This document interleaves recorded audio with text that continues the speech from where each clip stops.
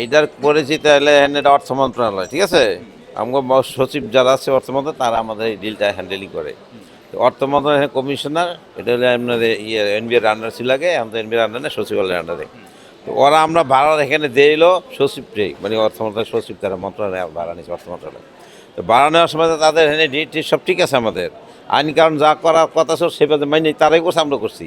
কিন্তু এখন হেরা করছে কি বিল্ডিংটার মধ্যে আপনি যে দেখবেন যে প্রত্যেকটা করিডোরের মধ্যে তারা রুম বানাইছে, মাল রাখছে এরকম, আর করিডোর স্পেস করা আছে এবং ফায়ারের লাইন দেওয়া আছে একদম নিচের থেকে প্রত্যেক 11তলা পর্যন্ত প্রত্যেক ফ্লোরে ফায়ারের লাইন দেওয়া আছে এবং 100 মিটার করে আছে, 100 ফুটে পাইপ লাগানো আছে, ঠিক আছে, পানির লাইন আছে, সব আছে। আমার এখানে জেনারেটর আছে, আছে আপনার পানি ওঠার মোটর আছে এক্সট্রা 3টা, যাতে কোনো সমস্যা হইলে, কিন্তু তারা এটা ইউজ করতে দেয় না, মানে তারা সব বন্ধ করে রাখছে। আপনি দেখেন যে ভিতরে, তা আমরা কি করব? আমরা চিঠিতে জানাইতেছি, আমি এমন নাই প্রত্যেক বছর একেবারে চিঠি দিচ্ছি আপনি এগুলো সরান, নাহলে আপনাকে এখানে দুর্ঘটনা করলে আমরা কিন্তু যাই না।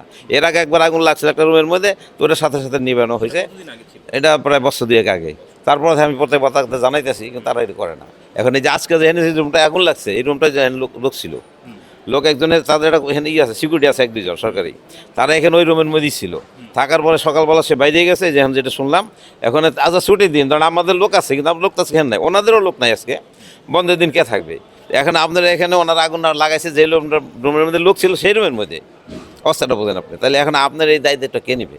ফায়ারের থেকে এটা কি বিদ্যুৎ থেকে লাগছে নাকি ওনার কোনো গ্যাসের ইয়ে থেকে লাগতে পারে, পাক করে খাইতে পারে, সেখানেও থাকতে পারে, আমি জানি না কী করছে। আমি মাত্র আইছি, ভিতরে যেয়ে দেখলে বুঝতাম কী হয়েছে।